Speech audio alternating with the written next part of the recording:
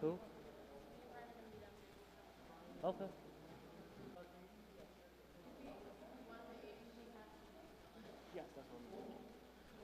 Okay, good evening. Today is 19th. Thank you. Welcome, 19th. Thank you. Welcome to our Planning and Land Use Committee meeting. Committee Member Adams and Committee Member Ballard. We also are here joined with Councilmember Conti. We've also been joined by department heads. So I'm going to ask the different department heads if you wouldn't mind just filling in where we have empty seats with ordinance 1753, 20, and then we'll go to public comment. We'll give, I think we have one person for public comment. Discussed for the last 6 months, I believe. I'm glad the committee came back. I'm glad the heads are here. You know, and this legislation needs to be repealed. You know, obviously we all agree that there's a lot of changes that need to be done in the repeal process, but I believe noise is the main issue with the cabaret, not the, you know, and the process when it comes to business owners and the discretion that it has on our, again, I know the noise ordinance is on the table, you know, and going to be in one of the committees, and I think that's the main issue we have here, is dealing with the enforcement of the noise. Thank you for everyone joining us back here again. Just to piggyback and comment on what operating hours and times. There's also the time and effort that goes into the application thing. And then we've also heard countless stories from residents, business owners, mostly young people, who do not feel like this is a reasonable providers information that we already have in regards to this. The red tape, having people wait, whether or not we try to improve this process, it's still creating red tape that people have to go through in order to just have amplified music or amplified sound.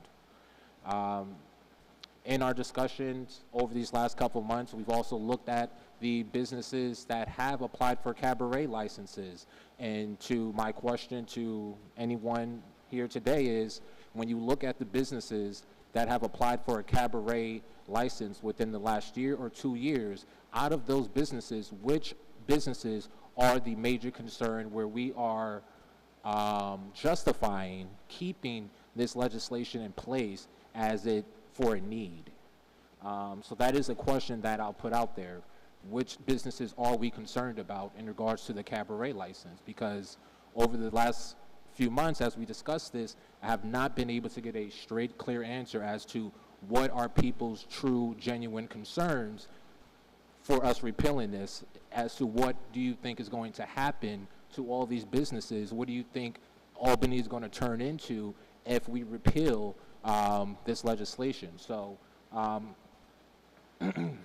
again, today we're here back because as our fellow council member joined us back on the council, he shared his concerns with the idea of the repeal, and now that he's back on the council, he has presented or has ideas as to how to address the current existing legislation. But at this point, this is a difference of perspective. We are looking to repeal something because it's old, outdated, unnecessary, whereas the other legislation that we will probably deal with later on, it just continues keeping everything in place, which is the problem. So I'm hoping that this evening we can have a dialogue, open discussion as to the real issues and concerns. But again, as Jack mentioned, this is really a noise ordinance issue that we are getting from others as to what your concerns are. So if it's beyond just the noise, please lay out and explain to us what those concerns are and how that impacts this legislation if we decide to move forward and repeal. Thank you. Okay, thank you. At this point, I'm going to allow for public comment. Michael Cohn. Okay, I'm going to limit public comment to just 3 minutes, please. As we did in the first 2 meetings, the majority of the meetings were public comments, which we had a good fair share of both sides of this issue from those comments. So we do appreciate all the residents that came out in those 2 previous meetings. I think today we only have 1 person speaking, so thank you for being here. All right, this is my 3rd time speaking to you since 2012 when I first warned against this law. I said it would have a chilling effect on nightlife. It killed it. I outlined how it has been implemented in a racially discriminatory manner against black-owned bars or bars which cater to black people. It's basically the poster child of how systemic racism works in this city, yet here we are still debating its future. And maybe we should look at why it was passed in the first place. Mayor Jennings had this vision to transform North Pearl Street into the entertainment destination of the Capital District. There was Jillian's, McGarry's, the Big House, Blue 82, Pearl Street Pub, the Victory, Savannah's, the Bayou. And we were told in 2012 that the purpose of this law was to streamline the way music gets approved in Albany. That wasn't true because we already had a lot of music. I left 1 bar off the list. That was Mad River. It was across the street from the Bayou. And Mad River sold their bar to someone who put in a hip-hop nightclub. And when Sneaky Pete's closed, suddenly North Pearl Street had lots of black people coming down on the weekends, and everything changed. White bar owners, and I've been in this business for a long time, don't like too many black patrons because they fear it scares away their white customers. I've seen it happen in real time at my gigs. Okay, there were some problems on North Pearl Street, but instead of being able to maintain order, you passed this law. Okay, and what was the problem with Mad River? The problem was under the old system, under the BZA, the right to offer entertainment ran with the land, so any new owner could also offer entertainment. This makes good business sense because a new owner knows what they are buying. The city, however, if there was a problem, was powerless to do anything without appealing to the SLA, which was a tedious process. So instead of addressing any underlying problems, they passed this law so the city could close down or prevent from opening any bar they didn't actually like. Did the cabaret law fix the problem? No. It killed nightlife. People went elsewhere. And the new proposal doesn't do anything to fix the fundamental problems of the first one. And now you want to add another law about noise. And you should call that the Cafe Hollywood law, because when we had a problem at Cafe Hollywood, the cabaret law didn't cover it. And if you remember, the mayor had to exercise emergency COVID powers to shut it down. And that's just going to make the problem worse, because it's going to give the city even more control over our nightlife. If you can't keep the city safe, which is your job, okay? Your job is not controlling our nightlife. Your job is to keep the city safe. And if you can't do it without passing racist laws, then tell the public that this is what the problem is. Be transparent. You're never transparent. You have to tell the people what the problem is. And maybe we, the citizens, and the stakeholders in this community can come up with solutions, because the city should not be telling us or dictating to us. We shouldn't have the police telling us what kind of music that we can offer in this city or what kind of entertainment we can have. If we have problems, if we need more police, then, then let people know. Because doing this isn't going to help. Noise ordinances and cabaret laws have killed nightlife, and it's not going to be very easy to get it back. People are already going elsewhere. And if you're trying to turn Albany into a place like the suburbs, then move to the suburbs. We're a city. We need a vibrant nightlife. Nightlife keeps people safe. The year that we had the most murders in this city was during the pandemic year, when there was absolutely nothing to do. The more we have to do, the safer people are. The New York Times did an article calling us a moribund city. And this is the law that caused it. We had a rich nightlife with lots of things for people to do. And now we're here trying to, what, fix it with a new cabaret law and a noise ordinance. The city can't solve this problem by telling us what to do. Okay, thank you. And just for the record, I did give you a little extra time, since you're the only public comment. I gave you the full 5 minutes, so thank you for coming out. Now, Frederick, can I say something? Sure. I just want to say, the reason why this law came about was because Michael Cohen, one of my constituents, brought up to me and sent me a, 3 or 4 page letter about how the law was racist and how it did affect the minority-owned businesses. So that's where it got me going. And then Nick, who owns Lark Phi, is also a resident, constituent of mine, who lives behind me in the 8th Ward, also has business. Also, BMT, who owns many bars and restaurants in the city of Albany, the owners live in Albany. So this is about myself, who has residents who pay taxes and who actually own businesses in the city of Albany. So, which is very hard to find these days, being a resident and an owner in the business. So this is why, the reason why I bring this up is because I've had many people question, why is Jack Flynn in the 8th Ward bringing this legislation? And so that's one of the reasons, I'm involved also. Thank you. Thank you for that, Jack. Okay, so let's get this opened up and get started.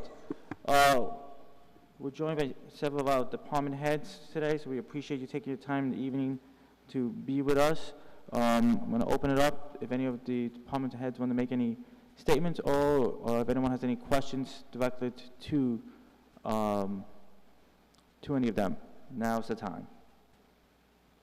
Well, first, if any department heads want to make any comments.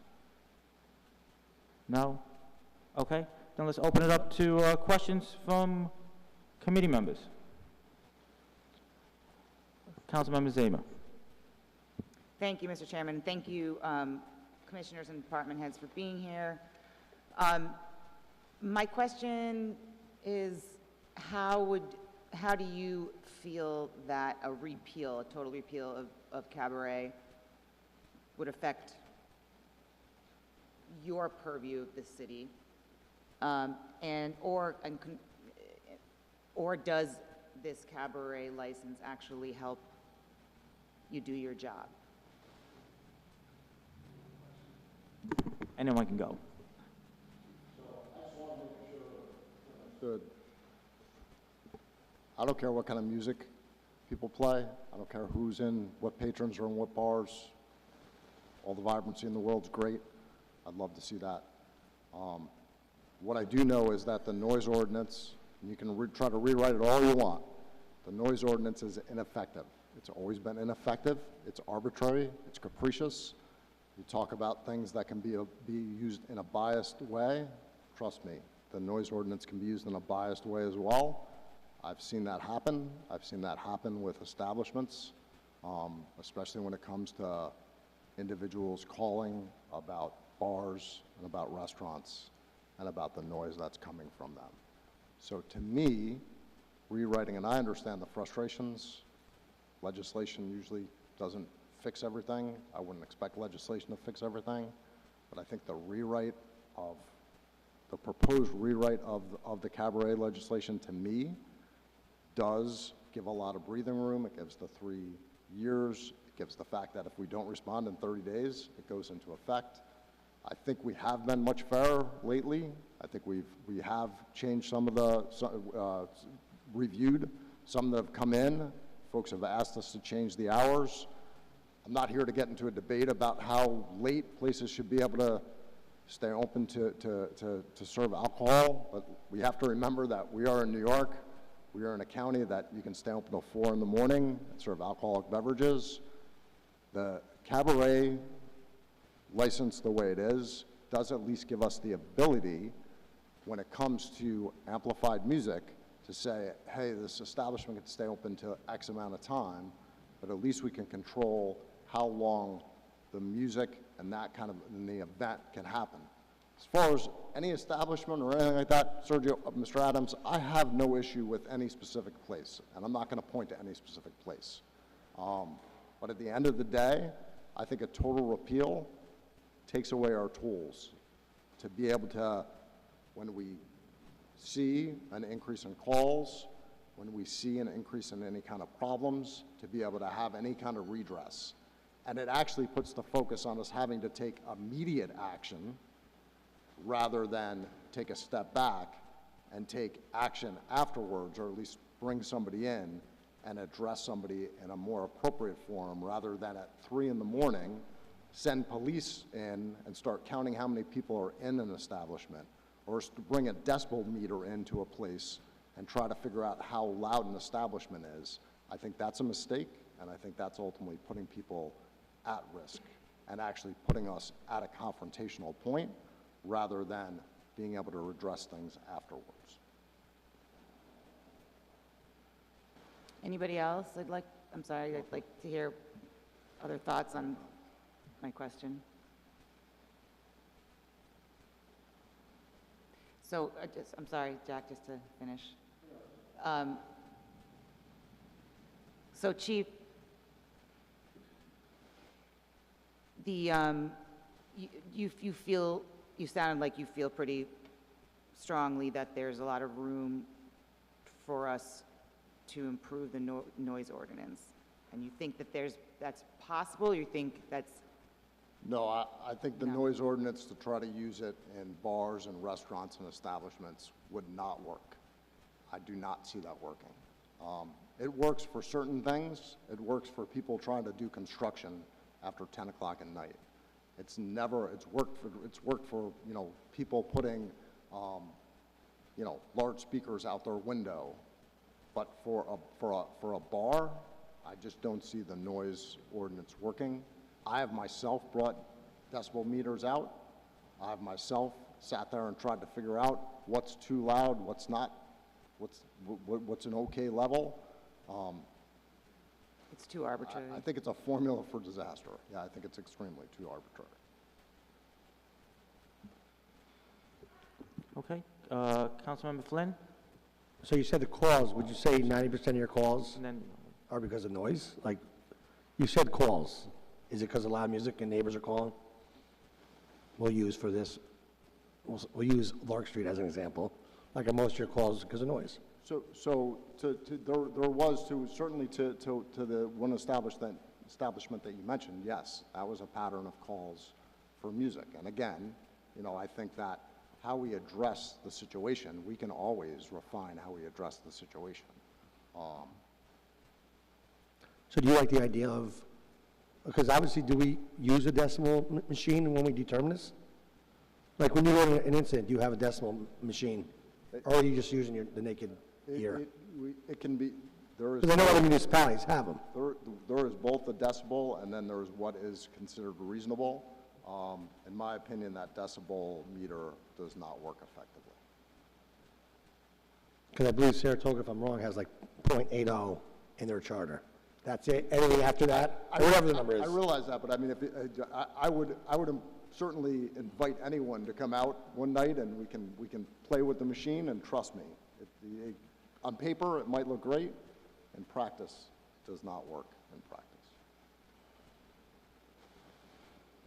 okay. Do you have a follow-up?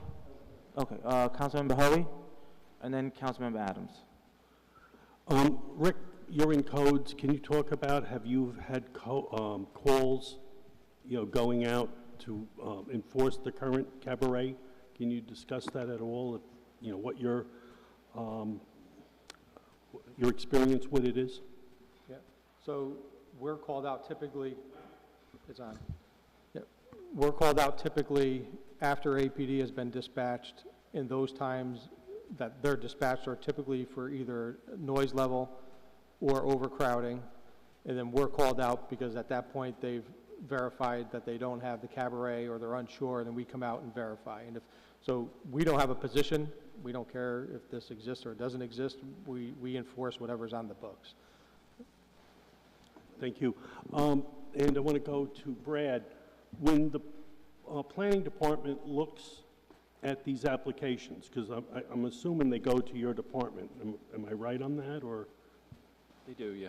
Okay, do you lay out like the number of people who can be at the cabaret? Can you discuss what is said to the people who want to come in and actually open up, a bar with music? I mean, we typically have very limited, if any, comments. I mean, we're making sure that they're authorized to operate for that particular use. I suppose if there were complaints in the record, that would be something that would be noted, but understand too, we're not the enforcement entity, so we're not aware of what happens on the ground and in the moment. So apart from making sure they're in compliance with anything that the planning department administers, we typically don't have comment. But do you use the law, the cabaret law? Do you let the people know that when they come in that, this is on the books, this is what you got to do, the procedure, stuff like that? I mean, if there's a business establishment that's applying for a conditional use permit to the planning board, certainly that's a conversation that comes up, but they're made aware that they need a cabaret license, and at the proper time they would apply for that. I mean, the current ordinance doesn't really have standards for us to evaluate. We can create our own standards, but haven't really found that necessary. Okay, and as far as, because they did mention overcrowding, do people know how many people are allowed in the establishment? I mean, typically that's an occupancy issue that the building or the fire department would administer. I mean, I guess the other thing, I mean, really it's just checking to make sure that they have the proper use that they're operating under, and we really don't go beyond that in terms of our current review of the applications. Okay, thank you. And for neighborhood services, do you get complaints through C-Click-Fix, about loud music, at establishments? Yeah, we used to, but we've actually put a message on C-Click-Fix that we don't monitor that during the evenings or on the weekends, so we let them know that they need to call the police department instead. When you were getting them, were there a lot of complaints, or?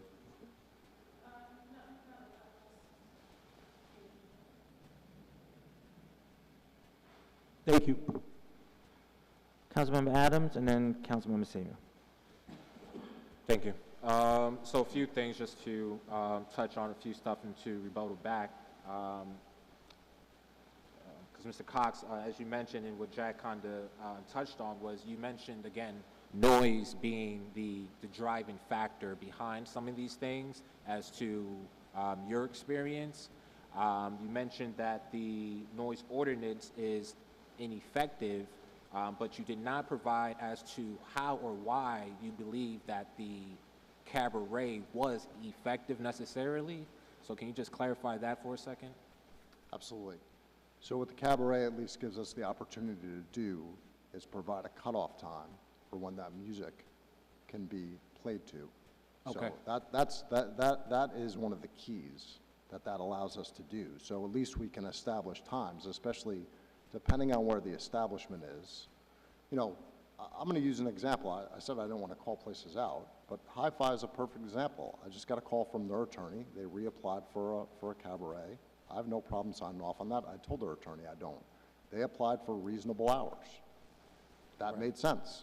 So, I mean, it gives us an opportunity to at least say, hey, your building backs up to a residential building. You're only looking to have music until midnight, and it's only on, I think, for them, I think the most recent was Friday and Saturday. Okay? That makes sense. It's a mixed-use area. There's, you're right in the middle of a bunch of businesses, but you also have residents behind you. Yeah. It gives us an opportunity to do that.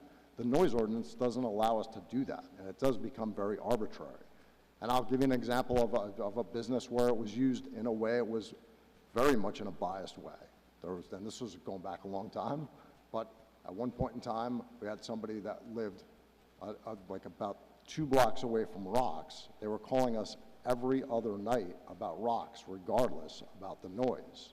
Now, it was left up to us to try to figure out whether or not there was actually a noise ordinance issue. But again, at least the cabaret allows us to establish the times that people can reasonably play music and have that happen. I understand. But just to clarify, because with this legislation, and I believe all the stuff that we worked on with the USDO, that's already built in into these neighborhoods. Our downtown is already set for a specific time, which is about 4 a.m., Lark Street and Central Avenue to about 2 a.m., and other areas already have that condition in for this. So again, this goes back to the redundancy part of the cabaret, because we all have that information already. We know that the owner of that building or property or establishment, we know their operating hours. We know that they're open from such time to such time. We know for a fact if they are playing music, then at a certain time that it has to end. And I believe within the USDO and most places that I go to, they shut down the music at least a half hour before close to make sure that that's respected here in the city. So just to highlight that and point that out, because that's already addressed in the USDO. The overcrowding question and point, again, is something that we also already have information of through the occupancy permit, which business owners get as soon as they open. So the business owner is well aware of the amount of people that they are allowed to have in their establishment, and they are also aware that if they go above that, that they are putting themselves in jeopardy regardless of a cabaret license, because they're over capacity. So if they're selling alcohol, that right there is a reason for them to be fined. There's other ways for them to be fined as well. So the overcrowding is not necessarily, you know, out of control to the point where we need this. The other point to that is then what me and Jack is trying to establish and create here is the fact, to your point, Mr. Cox, is that how we deal with our business owners when we do get those calls. We don't need a cabaret in place in order for our APD or code enforcement to respectfully speak to the business owner, pull them to the side, say, hey, you know, we got a few calls. We want to make sure you're good for the night. Are you able to turn it down, monitor this? We'll be back maybe like an hour or so to check. If everything is good, you're good. That's the type of relationship and environment we want to create and have in our city, where business owners are held accountable, but are also being responsible of the flexibility that we're allowing them. The next thing to mention was the discretion of noise. Thank you. We've had several people who have come in who have suggested using the decibel system, as business owners feel like that is more clear than using the term reasonable. And again, when it comes to that, it's a little hard to gauge, because to your point, it may be difficult for APD to make a decision as to what is too loud. And when we use the language of reasonable, business owners, just as we've seen in the past with hi-fi, they don't understand what is reasonable, right? And if they're operating within the hours that their business is allowed to, then how are we penalizing them, or why are we penalizing them for operating still within their hours of operation, especially on the weekend? So a lot of these things, again, back to my point, it's redundant. Based off the lack of questions so far, again, goes back to my point of, it doesn't seem like this law is too important to any of you. It doesn't seem like it is working effectively for the city, because we're losing business. So if we repeal this, why can't we just move forward with just the suggestion of flexibility, being able to have our codes, APD, work close with our business owners to re-engage and create a better atmosphere for business owners where when issues come up, they feel more inclined to come to you and speak to you about these things. When you have issues or concerns, you know that you can speak with this business owner. They're going to respond in a respectful manner and follow whatever suggestions that is laid out to them. The need for doubling down on a useless law, I don't think is the direction that we need to go. It's focusing on creating the flexibility here in our city, but also to mention, and I'll stop here, but also within this whole conversation, I think sometimes it gets grouped in together with nightlife and just the other businesses that have to apply for the cabaret. Because again, there's businesses who are not a part of nightlife who are having to apply for the cabaret and they don't make noise. So what is the purpose of having them under this? So then it goes back to the focus just seems to be on night spots and nightlife, which to that point, this is not addressing that problem. So therefore, again, to me and Jack's goal is to repeal this. That way we can move forward with creating a new process, whatever that may look like, or just leave it as a full repeal. But the biggest concern, I think, from residents is the enforcement side of, even if we do repeal it, even if we do try to fix it with a different version of it, the enforcement of it is still, one, unclear and unfair, because just like we've seen with Cafe Hollywood, at any given moment, the mayor or the powers that be can get a place shut down, and that's it.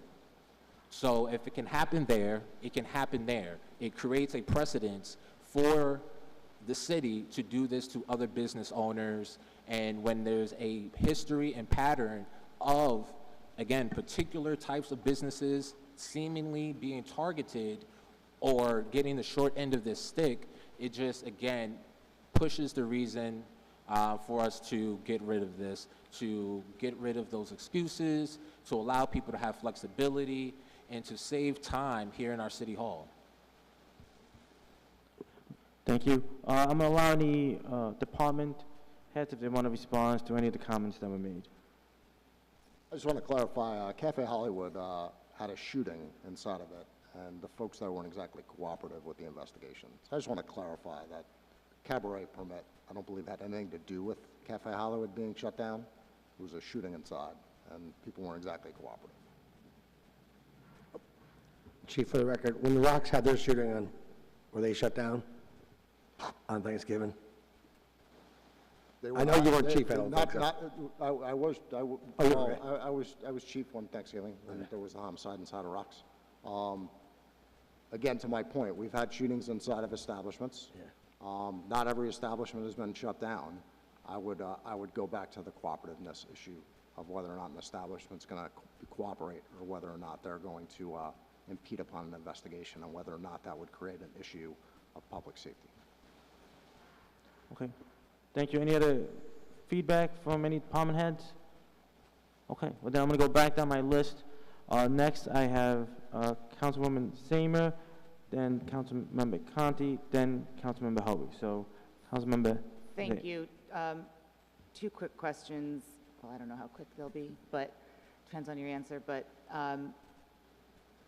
Councilmember Adams referred to the fact that we already have these protections in our USDO. Is that, Brad, are you familiar? I mean, I think when we talk about hours in the USDO, I mean, that was all contemplated under the assumption that we had a cabaret law too that had some control over live entertainment. So, you know, it may have been approached slightly differently if that were not the case.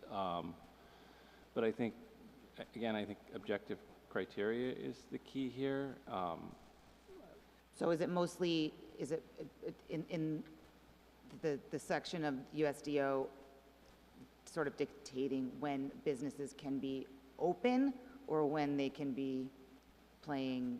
I mean, there's general references to noise, but absent the cabaret law, if there were issues related to noise, that would fall back on the noise ordinance, which I've also, you know, heard is ineffective from various parties in certain ways. So Okay.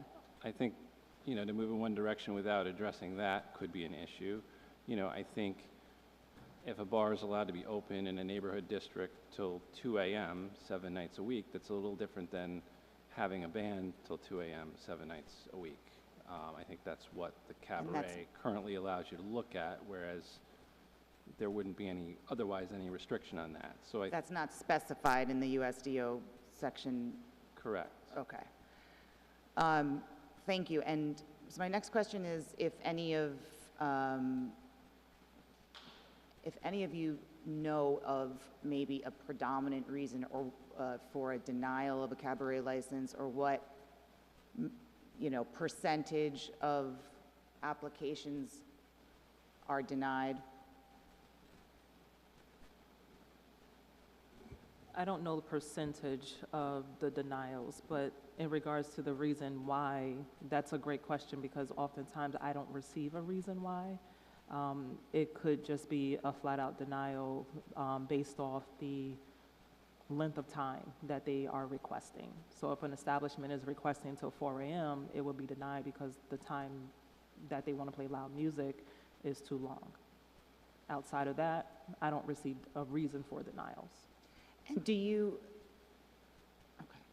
So where does the reason for a denial lie? Yeah. I want to speak on behalf of our department. We always give a reason, and our reason are generally dependent upon their lacking their public assembly or some other requirement that they haven't complied with. So at that point, we're not going to issue them something else if they haven't complied with having their fire safety inspections and those kinds of things. But we always give a reason why. Outside of that, there is no concrete reason why. Okay. And then, so it sounds like to me, like non-compliance might be a predominant reason for a denial, in which case they could reapply and, ensure that they are coming into compliance with that new application? That's correct. Okay, thank you. Councilmember Conti? Thank you. Just one observation. I think every concern I've heard about the current law is addressed in the alternative proposal. Well, I'm not going to get into all the details, but I did send out a summary there, but I think everything there is addressed. I do have a question, though, about the repeal because, and I don't know if it was the intent, repeals the licensure provision, but there are separate provisions, cabaret provisions that still exist in the USDO, including the definition of cabaret. And Jack, I don't know if it was the intent to leave those there, or was it? Definition of cabaret? Yeah. First of all, I have many issues with the definition of cabaret. It's so, in my mind, very vague how we determine entertainment. I think the original law was... Well, going back, so your ordinance maintains the existing definition. Was it your intent to maintain the existing definition? It sounds like it wasn't. Right. Correct. So it wasn't your intent to maintain the existing definition, although it does maintain it. I know we were talking about changing the definition of cabaret, because I had issues with, I think it originally said, like, if you have 3 people playing music, and my argument was, what if you have one that's just very loud? I just thought it was very... So not... You're right, yeah, yes. All right. So that definition continues under your law, under your proposal? Yeah, I think there's discretion on the definition of cabaret, but yes.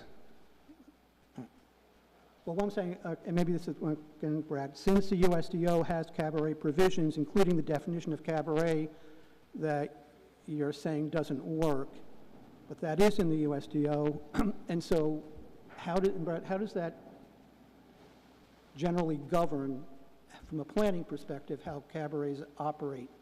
Since the USDO still has those provisions that Jack wanted repealed, but are still there because he didn't touch the USDO, yet they're in the USDO, and when you look at, and since cabaret is listed as an accessory use for bars and taverns, and it's limited in terms of where, how does that definition and the use standards that continue in the USDO regulate cabarets in a way that I think Jack didn't think were there? since they didn't touch the USDO. So it creates some confusion and ambiguity. There's also a licensure provision in the USDO that they're not touching either. I think it would create certain ambiguities. Yes. Excuse me. I don't have the definition in front of me. It would be presumptively allowed as an accessory use. It's the same exact definition that appears in the licensure provisions that's being repealed, but that same definition appears in the USDO, but it's not being repealed in the USDO, so it's still there. And So, there's an ambiguity in I terms don't- of how this I whole don't thing know will if the operate. standard, the use, the standards to obtain a cabaret license would just be moot at that point, since if that no longer existed. There's certain use-specific standards that refer to other sections that would be repealed, so I'm not entirely sure how So it's that- not it's that's not a a legal clear question. provision, and it's not the repeal ordinance itself, since it didn't do the deeper dive, it's not a clean repeal. It leaves a lot of ambiguity in terms of how it would operate and how there are conflicts with what's in the USDO and how that comes into play into who regulates or whatever. Yeah, I would think we'd want to revise the USDO sections in tandem with any adjustments to the Right, cabaret right. rules. All right. Which I think creates a significant problem in terms of a repeal without looking at the USDO. When the USDO was adopted, it assumed the cabaret licensure provision. There are duplicate provisions in the USDO for cabaret that are not being touched through the repeal, which create then, if you don't touch those at the same time, you're creating ambiguities and confusion in terms of how the whole thing operates. And so this is a straight repeal, which takes effect immediately. And again, it sort of like wipes out everything in one fell swoop, but still has provisions over in the USDO that are going to create issues or ambiguity in terms of how things operate. Okay. Next, There's a point of clarification. I'll let the sponsor respond, and then Tom's next. I know Tom's been waiting. Thank you. Jack, you were going to say something? Did you No, want to just a point respond? of clarification. I have no problem changing the effective date. It doesn't have to go into effect effectively immediately, just for future, just for the record. I think the USDO provisions are the bigger problem, though. Thank you. Okay. Thank you. Tom? Yeah, thank you, Chair. You and I, Judy Doche, Kathy Fahey, and I got to really know Brad working on that USDO. We spent a year rewriting it. And Brad, I do got it here. I can't find the provisions that Councilmember Adams said we'll take over and guide it. Would you, if I gave this to you, would you be able to point them out to us? I'm really concerned. To me, it's very ambiguous of him to say, well, it's in the USDO. But tell me the section and paragraph, and I'll be glad to look at it and weigh it during our vote. So I'll be glad to bring this over to you. Okay. Next, we got Deb. Deb was next. And then I've seen who wants, I've seen Adams and then Conti. Thank you. That's okay, thank you. Okay. I'm good for the moment. I thought I saw your arm. I may have had an exasperated, Okay. Okay, that's raising of okay. my hand, but I'm over it, thanks. Okay, no problem. Adams and then Conti. Yeah, just to say that in regards to the USDO, again, it's in there, we can find it, but it was also included in the past draft legislation that we shared with the committee. So if you still have that previous draft, you can look to see the USDO and how things line up. That's where this information is coming from. This is also part of the previous draft that we created several months ago to be able to, again, make sure that the business operating hours and the music aligned with each other. So it's definitely in there, so please take a look. Let's do some research. But we need to make sure that the understanding here is the getting rid of the redundancy here. We just acknowledged the several key places where there's tons of redundancy here, the amount of time, again, that this takes up for our staff, the fact that we just went over that there's not been any issues going over the cabaret issue besides one or two places. That was just as of recent, this past year. There's no need to really keep this on the books. If, you know, other council members have specific questions as to, you know, again, places that are a concern for this law, you know, happy to discuss these things. Just want to make sure that, again, as I mentioned, this does not just focus on nightlife. This is a cabaret that also requires other businesses to fall under it and have to pay a monthly fee, go through this application process, and do all these nuances. So repealing the cabaret just seems like the best idea. And as I mentioned, if there's legislation that needs to be crafted or discussed to address nightlife type of entertainment, then I think that would be the next step that we would look towards after a repeal. Not just to repeal it and just leave things to itself and have things figure out, but it's one step at a time. And again, it's creating the flexibility for people and allowing other council members and people to share in on this conversation as to what a new outlook of an entertainment or nightlife is needed. What is needed to address that? Times have changed from 12, 15 years ago. So we need to be able to look at that and look at our downtown areas, look at our business corridors to really see what's happening right now in the city of Albany for us to have a major concern or need to have this on the books. So again, that's just, you know, part of the argument as to what establishments are we concerned about. That's, you know, what I asked about earlier when I opened. What establishments are we concerned about here? Where's the noise? What establishments are we concerned about in what neighborhoods? Okay, Councilmember Conti, and then will be Councilmember Hoey. Yeah, I think what I was responding to was the question of what the USDO regulation, I think they're referring to the hours of operation as a way of controlling. So like in the downtown business district, it's 4 a.m. generally, coinciding with SLA requirements. In mixed-use districts, like Lark, Delaware Corridor, New Scotland, whatever, it would be 2 a.m. I don't think other like Neighborhood Edge or anything has a different hours of operation or I think Brad's residential. probably looking at it, so Neighborhood Edge maybe is, that would be more 11 productive. p.m., I believe. Yeah.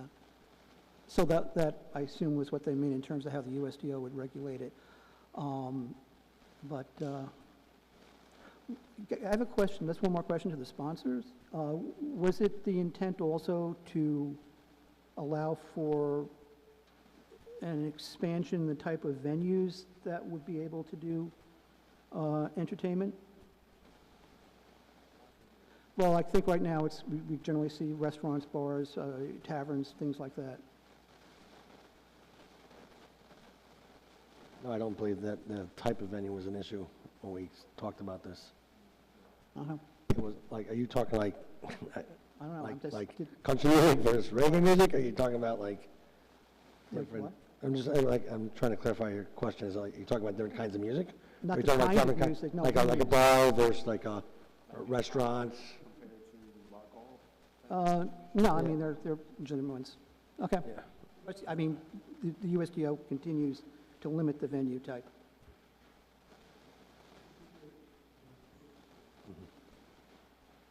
Yeah, that was. Okay. Tom? Wait, Does Brad have an Brad, did answer? you want to add anything? I mean, I think the one that I heard was the hours of operation, and I sort of addressed that when I suggested that, you know, I think the cabaret was contemplated as a better means than a land use regulation to regulate and permit live entertainment. So that's why we have the licensing system, so that wasn't otherwise addressed in the USDO. So I don't think there was, absent the existence of the cabaret, I don't know that the USDO really addresses live entertainment from a quality of life perspective. So I'm just putting that out there. There's various other general quality of life considerations that are referenced, but none that I think directly speak to the entertainment issue. So I hope that answers your question. Thank you. So I have a question for our city clerk, Shaniqua. How overloaded with work on doing these permits is your office? I would say on average, spending on one application, it's roughly 4 to 5 hours for one complete application from beginning to end. And that's including the public hearing, which oftentimes we don't see the applicant at these public hearings. And I want to say within the last 6 months or so, since Lark Street, we've been having issues over there, that's when I received the bulk of the public comments. Any other establishment, you really don't hear any public comments or any feedback from constituents. But it's safe to say that roughly 4 to 5 hours. And how many applications for those 4 or 5 hours in a year, maybe? To date, we are roughly 29 to 30 to date Okay. this year. Thank you. Councilmember Flynn? Shanika, to follow up on that, when you get residents that come down for public hearing, what is their main concern? Is it noise? The main concern is noise, yes. It's not about anything else, it's just all about the noise. It's just all about the noise, nothing else about and a lot of comments are mixed, you know, they'll say they love the establishment, they love, you know, because they tend to patronize the establishments, but it's just the noise after hours, which makes them a little, you know, I get it. apprehensive to it. All right, thank you. Councilmember Conti, and then Holly. Just have to make an observation that my alternative eliminates the public hearing, also going to a 3-year license with a rolling expiration date. You significantly spread out the requirements on the city clerk's office to reduce the burden by like 80%, administrative burden. Thank you. Councilmember Hoey? Yeah, and my question, and I forgot to follow up, so between the 29 and 30, if we totally repeal it, that means you're not going to get 20 or 30 applications. You don't get any applications. That's correct. And what's the fee per application? It's based off the certificate of occupancy, so 150 to 300. Okay, thank you.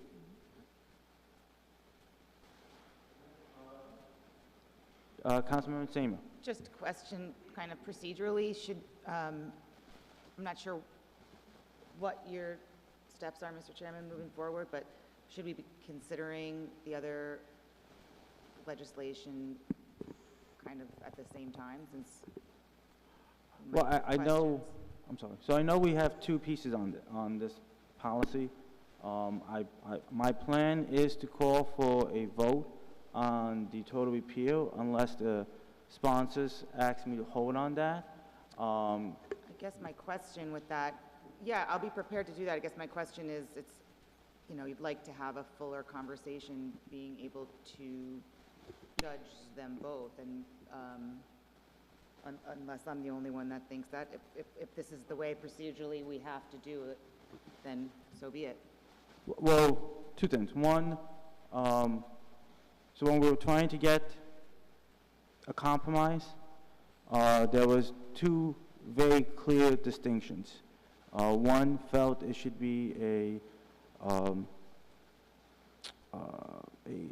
license, and one that it should be a as right.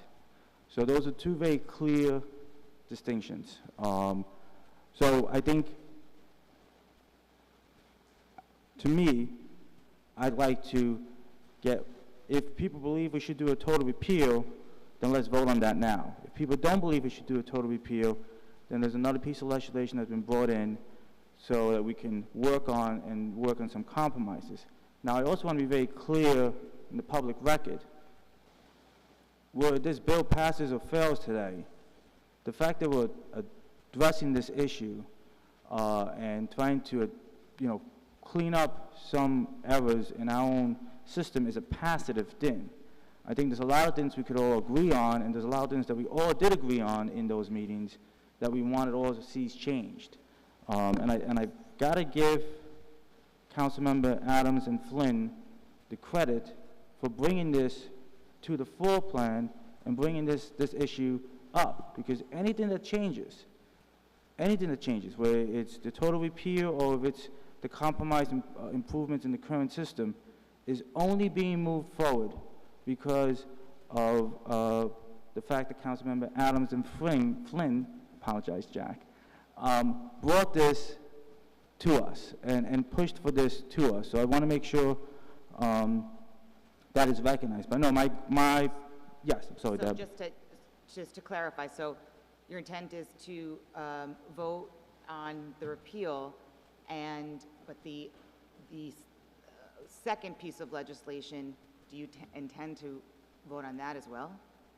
No, Okay, I'm going to give the committee a choice. That, if we have time, we That can makes a lot talk more sense. about Okay. it, or we can table that to another day, and we can go downstairs and spend some time with the union government. That's going to be the committee's choice.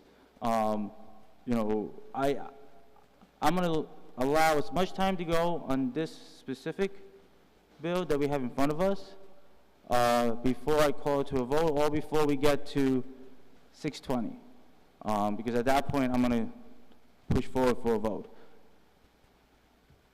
Any questions? Yes, Jack. Like I said, I have no problem repealing this and making the effective date be like August 1st to give us 2 months to discuss other stuff. I mean, if that eases things with things, could make it not go into effective, as I know there's going to be a gap. So I don't want a lapse, as we all agree on.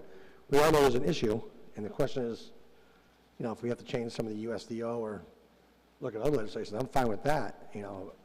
It doesn't have to be immediate. It could go like, 60 days after it becomes, whatever. You get my point? So you're saying you're willing to make an amendment to your current bill that would allow it to go into effect 60 days after it passes? Is that what you're saying? Yeah, something to that, yeah, or put a date in. I know Rich is going to have something to say. Rich? You really need to do it in tandem. You don't repeal something and then 60 days, to come up with something else, and if nothing comes up with, then the repeal goes through without having any alternative. You need to, they all go together. I mean, it's either you want to do a total repeal tonight, and that's it, or you want to have the broader discussion, in which case you would not do the repeal tonight. You would have time to have the broader discussion, which the committee hasn't been a part of. Well, you can go, but I don't think we need to have another meeting. Yeah, right. That's what I'm saying. Sergio? Councilmember Adams. I was just going to say to Rich's point, again, I think, having this voted on first because, one, we've been working on this bill for a very long time, which should have came to a vote for this committee prior to this legislation even ever existing or coming to this committee. We had 2 different drafts prepared since November, which was a full repeal and then the compromise that we presented. So the fact that we're just now presenting on the full repeal, again, I think it's time we come to a vote to see where people stand on this, because it's long overdue. Also, I don't know if, because Hyde is not here, if that matters any, but. Okay. Any other comments by committee members? Okay. Any other comments? I'm going to ask any other comments by any department heads? Let me go there first. Okay. Again, thank you everyone for being here. Any other comments by the sponsors? I'm going to just be very clear. Do you want me to call for a vote, or do you want us to table this to another day? No, I'm fine with the vote, but I want to thank our staff. I want to thank all the heads of departments for coming in here for their information for or against it. I know it's tough legislation that we always do, but I'm glad for that. But yeah, I'm fine with the vote. Again, if we have to change the effective date so we give some time, I'm fine with that also.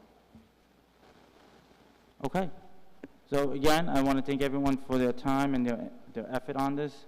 And I do want to thank everyone who we had several meetings behind closed doors to try to see if we can get a compromise. So I do appreciate everyone's time in those efforts. But at this point, when you can't get a compromise, you know, you've got to let democracy rule. Yes, Councilmember Singh. Sorry, but I realize we're going to vote. I just want to say quickly, explain my vote.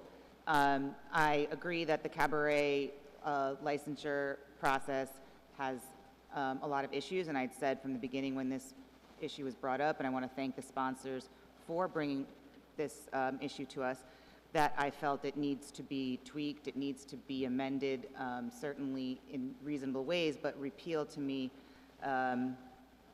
is not the answer, especially if it's going to make things even more difficult for our police officers, if they now will be left with very little recourse to enforce, you know, a reasonable noise or restrictions or whatever. That to me is I can't in good conscience support totally repealing this law. So I will be voting no on this, or unfavorable recommendation. Okay, any other comments? Councilman Adams? Comment back to Councilwoman Zamer in regard to that comment. We just kind of clarified and went over the comment that Chief Cox made in regards to that statement, and clarifying, saying that we already have a way to identify that information that already exists. All the information that they would need to enforce already exists. There's nothing that the cabaret does that they cannot already do on their own. If they go past a venue and see that it's over capacity, they can do something about it. If the venue received multiple calls about noise, they are going to come out and speak to the business owner. There's already things that are in place, information that's already shared for every department to do their job and do it to the best of their ability. You've already been doing it. The cabaret did not exist many years ago, and the city was operating. This does not change anything. This cabaret law does not move anything. What needs to move is the legislation, and it needs to be repealed because of its ineffectiveness. If we're going to talk about the noise ordinance being ineffective, so is the cabaret license. It's ineffective. It doesn't do anything for the purpose of keeping businesses safe, keeping residents safe, or mitigating any issues within the community. So I understand your point of view and respect it. I'm just clarifying the point that was made, that this is something that has already been addressed. That's all. Okay, Ms. Zamer? Thank you, Mr. Chairman. So I'm pretty sure I heard the chief say pretty clearly that without this cabaret license system in place, the alternative is a totally arbitrary noise ordinance that makes it much more difficult on officers to actually get a response from businesses who might be in violation. That's what I heard. Am I wrong about that? So in light of the fact that we don't really have an alternative in place, I would love to see an alternative that we work on so that maybe in the future we would not need the cabaret. But currently, and I think we heard Brad Glass also point to the fact that the USDO doesn't actually specify entertainment venues in its quality of life section. Again, sorry to cut off, but we just, again, to clarify, the hours of operation that is in the USDO does outline what a business can do within their district.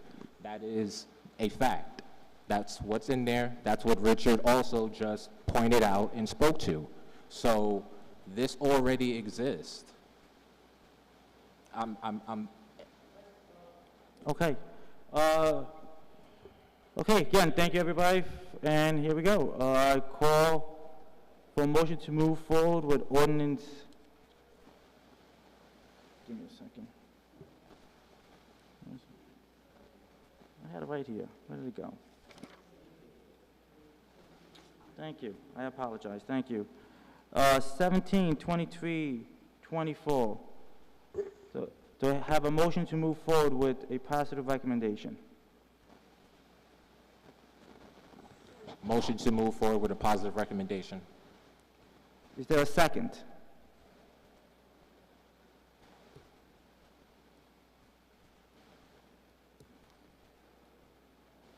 Okay. I'm going to probably regret this, but I'm going to second it.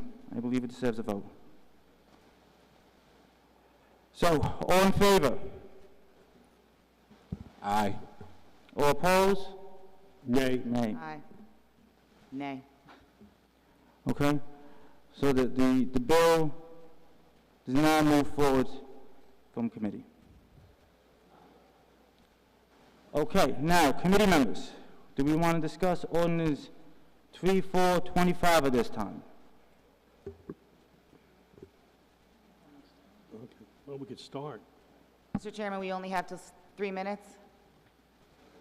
No, we have 6:30. We've Oh, I thought got you said 13. Oh, we have 13 minutes. We've got Okay. 13 minutes. I don't think we're going to, I don't have any intention of calling anything for vote, but if we wanted to start a conversation, if committee members wanted to start a conversation, I'd entertain it. I I'd don't like to start a conversation. What's that? I find it, I just think it's going to be tough for more than one person to get much in 13 minutes. Well, the introduction, maybe. You want, I mean, unless the sponsor wants to speak on it, and then we reserve our comments for the next one? Correct. Okay, I'll let Mr. Condi speak on it. I mean, I can't, I mean, well, let me just say, I did send out earlier, I think everyone, committee members, and I think department heads also, I did send out a quick summary of the provisions in there. Hopefully everyone got that. But if I can just, I'll just quickly, you know, in terms of some of the concerns I heard, it does streamline the process, and it streamlines the definition to address the ambiguities that we've had with the previous definition, existing definition, as to what's covered and not covered. Going to a 3-year license, it makes it a lot easier on the clerk's office and for businesses that they have 3 years, they don't have to worry about every year. That also significantly reduces the cost, that's the fees that are collected. It does specify the application content. It allows, provides for notification if the application is deficient and an opportunity to correct it. It clarifies, first of all, it does eliminate some of the departments that have a review. I believe law and fire are eliminated. It specifies more clearly what the departments, APD, planning, and buildings, what they look at as far as what their review is. So their standards are spelled out in the ordinance as opposed to the existing one. It does limit the public comment period to 2 weeks after it's been posted.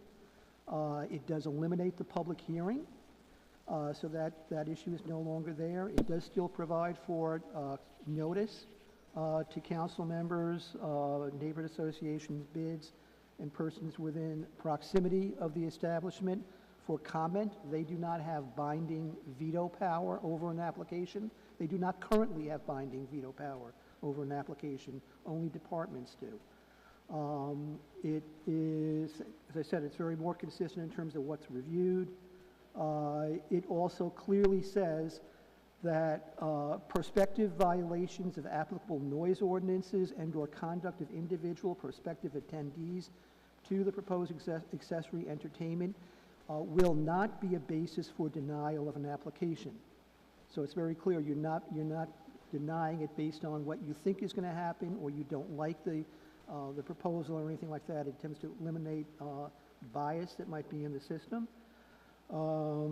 It requires, again, conditions on approval, that they be in writing, so that the applicant knows clearly what the conditions are, or if there's denial, clear in writing what the basis of a denial is. It tries to address all of those issues. so that if there's an appeal, you know what you're appealing. The BZA provision is still in there. It allows for continuation, a temporary license, if the process extends beyond the 30-day period. For renewals, the existing license continues regardless, during the renewal process if it hasn't been completed, so there's no interruption in it. It does, if the clerk, suspension of the license can happen at the request of APD, buildings, or planning for violations of the accessory entertainment article, but a suspension is no longer than 60 days. There's also authority in there for certain violations of the building code where it can be suspended or if that's an issue. And this is a quick update, so I'm just really rattling through this. And it does extend all existing cabaret licenses are automatically extended for an additional 2 years, so that benefit of the 3-year license is still there. But it attempts to address every issue that I've heard in terms of concerns with the existing licensure process, to simplify it, make it clearer, eliminate arbitrary provisions, and put very specific standards in there as far as what departments have to review, and in writing what the basis of conditions or a recommended denial are. And it significantly relieves the administrative burden on the city clerk's office by going to a 3-year license and also doing a rolling expiration rather than the current expiration, which is an automatic December 31st. So, I don't know, and I will say my perspective on versus Mr. Cullen before on what the conditions were before the cabaret are very different because there were no rules in place prior to the operation of the cabaret. And the intent was to put in place something that provided transparency. Prior to that, it was favoritism, whether you got a use variance or something else. And for the most part, there was no enforcement of the existing law. And the concerns from the administration at the time were if we began to enforce the zoning requirements, we'd have to be shutting down establishments all over the place. And rather than do that, they put in place a licensure provision that separated it from the land use issue and allowed the operation of amplified entertainment without having to go through a quick zoning process. So it was very different. But I know, just got a fast within, question for within the Richard. amount of time here, it's not Yeah. really a lot of time to discuss. Hey, Richard, real fast, if somebody puts in an application and it's denied because they have to do something, do they have to repay, or will that be the continuing, That's part of the fee. There's no additional fee. no additional fee? Thank you. Okay. Okay, thank you. So 2 things. One, again, I want to thank Adams and Councilman Adams and Flynn. I just want to comment on Richard's. I don't disagree with some of the stuff he's saying. I just felt he just listed about 30 things wrong with it. So my point of our thing was we felt it should be repealed and move on to something new. So I'm not arguing with any of your Yeah, I'm the sorry. things you're going with. 30 Richard. areas where I just, there's so we much streamline the that's provision. why it originally came about. Well, Again, I'm done. Yes. No, that's okay. Again, just like I said before, I appreciate that everyone came to the table. You know, you sometimes don't agree with the fact that everyone still came to the table multiple times behind closed doors to try to figure something out. I appreciate that. And I would encourage the sponsor to work with Councilmember Adams and Flynn, and as well as the different department heads and our city clerk office, because our city clerk office is the department that runs this whole program and makes sure everybody gets coordinates the program, make sure everyone gets what they need to get. So that's a request that I asked from the sponsor, so that we can make sure we get, so when we meet again and discuss this, all the departments feel that they've gotten some input. I just want to, the current system needs fixing badly. I was not a sponsor or an author of the current law. Some people think I was not. But it needs fixing. It is an impediment to creating a vibrant nightlife. I think you can make a fix and still have the licensure provision, which provides some protection. I want to get this done as soon as possible, you know, and because it does need to be fixed, and we owe that to the businesses out there. Okay, any other comments? If not, I'm gonna, Councilman Adams. Again, just to point out, we're still attributing cabaret to nightlife, which is the problem. The moment we can separate and understand that there's still businesses who do not fall under nightlife that have to apply for this license, hopefully the better we will understand the difference between trying to use the cabaret to address nightlife when if the concern is nightlife and noise, then that needs to be something separate of itself. Creating some, doubling down on something that doesn't work already is not the best thing to do.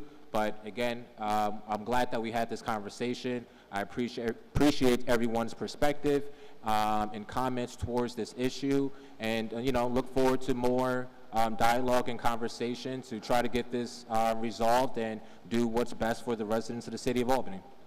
Okay, I appreciate it. This does also clarify who has to apply to make it easier and reduces who has to apply, so, by Okay. dealing with that definition. Okay, with that, can I get a motion to adjourn? Motion adjourned. Second? Second. All in favor? Aye. Aye. Okay, thank you, everybody.